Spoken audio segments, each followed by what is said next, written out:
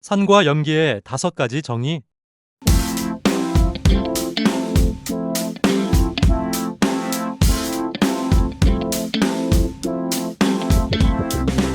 현대 화학에서 산과 염기의 정의는 크게 3가지가 있습니다. 즉, 아레니우스, 브른스테드 로우리, 루이스 산과 염기의 정의가 그렇습니다. 첫 번째, 아레니우스의 산과 염기입니다. 산은 물에 녹아 H+ 수소이온을 내놓는 물질이며, 즉, 수소이온이 산의 성질을 가집니다. 염기는 물에 녹아 OH- 수산화이온을 내놓는 물질이며, 즉, 수산화이온이 염기의 성질을 가집니다. 예를 들어 산인 염산, 황산. 질산은 물에 녹아 H+를 내놓으며 산성을 증가시킵니다. 염기인 수산화나트륨, 수산화칼륨. 수산화칼슘은 물에 녹아 OH- 내놓으며 염기성을 증가시킵니다. 산과 염기가 만나면 물과 염이 생성된다라는 공식이 아레니우스의 산과 염기의 정의입니다.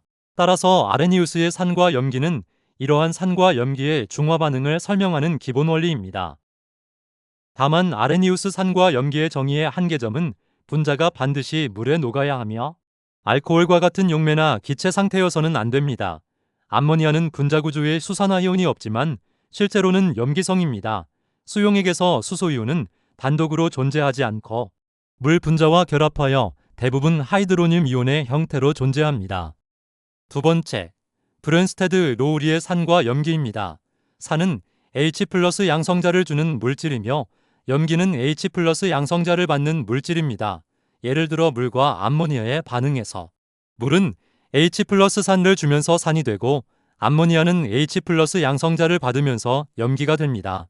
짝산과 짝염기, 즉 공액산과 공액염기의 개념은 오직 브른스테드 노우리 정의에서만 나오는 핵심 개념입니다. 브른스테드 노우리 정의는 아레니우스의 한계를 넘어 수용액, 즉 물에 녹아야 한다는 제약을 없앴지만 반드시 양성자가 이동해야만 산과 염기로 규정할 수 있습니다. 따라서 분자 구조의 양성자 H+를 포함하지 않는 물질들 사이의 반응은 브른스테드 로우리 산과 염기 반응으로 설명할 수 없습니다. 예를 들어 3플루오르 화붕소와 암모니아의 반응에서 3플루오르 화붕소 BF3는 전자가 부족하여 전자를 받으려는 성질이 강한 전형적인 산성 물질이지만 수소가 없기 때문에 브른스테드 로우리 정의로는 산이라고 부를 수 없습니다. 세 번째, 루이스 산과 염기입니다. 산은 전자쌍을 받는 물질이며 염기는 전자쌍을 주는 물질입니다. 산과 염기의 정의는 아레니우스, 브른스테드 로우리, 루이스로 갈수록 범위가 넓어집니다. 즉, 루이스의 산과 염기가 가장 포괄적입니다.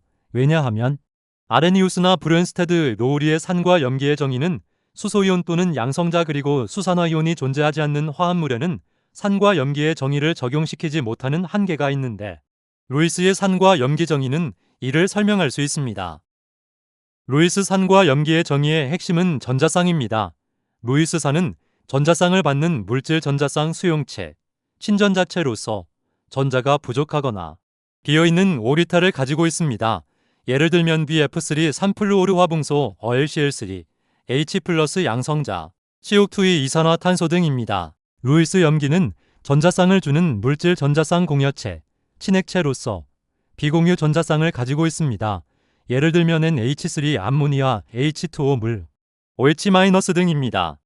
전자쌍은 말 그대로 전자 2개가 붙어있는 존재입니다. 라디칼이라고 부르는 단독 전자보다 전자가 전자쌍으로 붙어 있으면 더욱 안정한 상태가 됩니다. 루이스 산과 염기가 반응하면 염기가 가진 전자쌍을 산에게 일방적으로 제공하면서 새로운 화학 결합이 형성됩니다. 이를 배위결합이라고 합니다. 예를 들면 암모니아 NH3와 3플루오르 화붕소 BF3가 있습니다. NH3는 질소 N 위에 비공유 전자쌍이 하나 있습니다. 즉, 루이스 염기의 F3 붕소 B는 전자가 6개뿐이라 8전자 규칙인 옥텟 규칙을 만족하지 못해 전자가 2개 더 필요합니다. 즉, 루이스산 NH3가 전자쌍을 BF3에게 주면서 배위결합을 형성합니다. NH3는 비공유 전자쌍을 제공하므로 루이스 염기이자 친액체입니다. BF3는 전자가 부족하여 전자쌍을 받아들이므로 루이스 산이자 친전자체입니다. 루이스 산과 염기의 정의는 포괄적이기는 하지만 HCl, NO OH와 같이 기초적이고 기본적인 강한 산과 염기는 전자쌍의 개념보다는 이온결합의 개념이 강하기 때문에 루이스의 정의로는 설명을 못하는 것은 아니지만 모호합니다. 따라서 이러한 산과 염기의 정의를 설명하려면 다시 아레니우스와 브르엔스테드 로울이 산과 염기의 정의로 회귀해야 합니다. 그러므로 아레니우스, 브르엔스테드의 로울이 루이스 산과 염기의 정의는 서로 물고 물리는 관계입니다. 고전 화학에서는 산과 염기의 정의는 크게 두 가지가 있습니다. 18세기에 산과 염기의 이론적인 정의를 최초로 내린 사람은 라부아지에입니다. 그는 모든 산은 산소를 포함하고 있다고 정의하였습니다. 예를 들면 질산, 황산, 차염소산, 아염소산 등입니다. 이들을 산소산이라고 합니다. 하지만 험프리 데이비는 19세기 초 대표적인 산인 HCl은 산소를 포함하고 있지 않고 따라서 산의 핵심 성분은 산소가 아니라 수소, 수소양이온라는 것을 밝혔습니다. 예를 들면 불산, 염산, 브롬산, 시안산, 황화수소산 등입니다. 이들을 수소산이라고 부릅니다. 따라서 산의 종류는 이렇게 라부아지에의 산소산과 험프리 데이비의 수소산으로 나눌 수 있습니다. 이들은 공통적으로 수소를 하나 이상 가지고 있습니다. 하지만 산의 종류에는 산소산과 수소산 말고도 더 있습니다. 이는 루이스의 산과 염기의 정의로 보면 알 수 있습니다. 즉, 수소가 없는 산도 있습니다. 산은 수소이온을 포함한다고 정의한 험프리 데이비의 산과 염기의 정의를 보면 산은 금속과 반응하면 염솔트과 수소가스를 생성하는 물질이고, 염기는 산과 반응하면 염솔트과 물을 생성하는 물질이라고 정의하였습니다. 이러한 험프리 데이비의 정의는 사실 틀린 말은 아니지만 완벽하지도 않아 19세기까지는 잘 들어맞았습니다. 그후 19세기 말과 20세기 초로 넘어오면서 아레니우스, 브르엔스테드 로울이 루이스의 산과 염기의 정의가 차례로 등장하였습니다. 아레니우스, 브르엔스테드의 로울이 루이스의 산과 염기의 정의는 현대 화학을 대표하며 어느 것 하나 중요하지 않다고 할 수 없는 상호보완적인 산과 염기의 정의들입니다. 이렇게 화학의 산과 염기를 정의할 수 있는 5가지 산과 염기의 정의를 알아보았습니다.